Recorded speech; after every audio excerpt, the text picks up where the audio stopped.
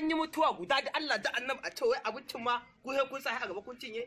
mutuwa guda a ka abincin ku jira kun san mutane nawa na zo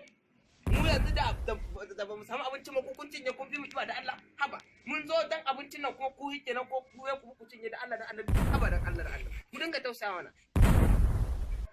haba ka ji mutumin banza ko sallama baka yi mutane ba lalla gyara ko sallama baka mana ba ka wani ka dauko kula ka bude ta to wanda in mutu zai dawo wanda in mutu zai dawo ba bara ku ci abincin ba a san an ci abincin wanda in mutu zai dawo ne da Allah da annabi haba